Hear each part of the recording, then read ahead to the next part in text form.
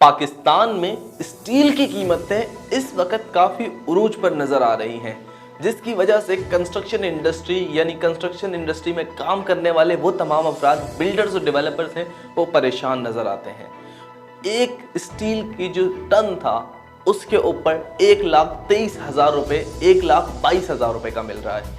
इसमें तकरीबन 10,000 रुपये का इजाफा हुआ है। यही तकरीबन जो टन था वो पहले मिला करता था 1,10,000 रुपये में, 1,11,000 रुपये में। इसके अंदर तकरीबन जो 10,000 रुपये का इजाफा है वो एक टन है। यानी अगर आपको किसी बिल्डिंग का इंफ्रास्ट्रक्चर खड़ा करना है, अगर आप बिल्डिंग्स ही बनाने की बात करें तो उसके अंदर 40 से 50% स्टील का काम होता है।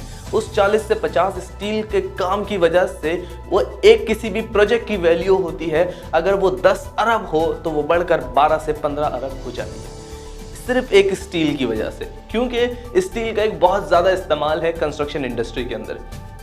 इसी तरह से अगर आपने रेजिडेंशियल प्रोजेक्ट बनाना है तो उसके अंदर 20 से 25% स्टील इस्तेमाल होता है, 20 से 25%। उस 20 से 25% के बढ़ने की वजह से किसी भी घर की जो कीमत होती है उसके अंदर लाखों रुपए इंक्रीज हो जाते हैं।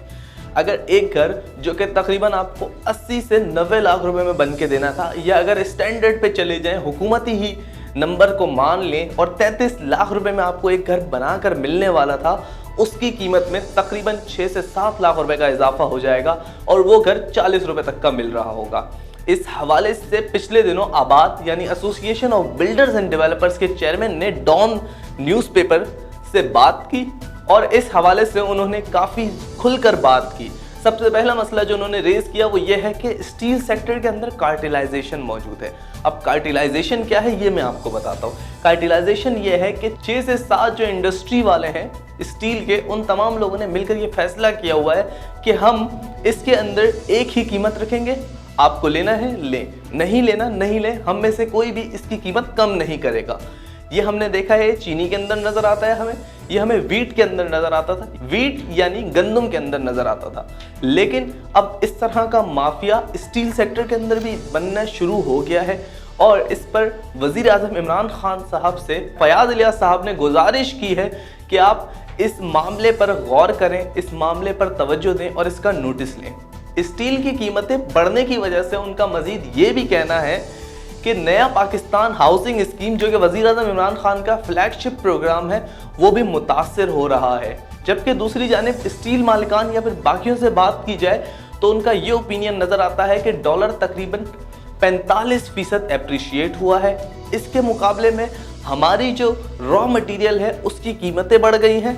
इसी तरह से इंटरेस्ट रेट जो था वो 6 से 13.25% पर गया था, लेकिन चूंकि अब वो कम हो चुका है तो आहिस्ता आहिस्ता कीमतें कम होंगी।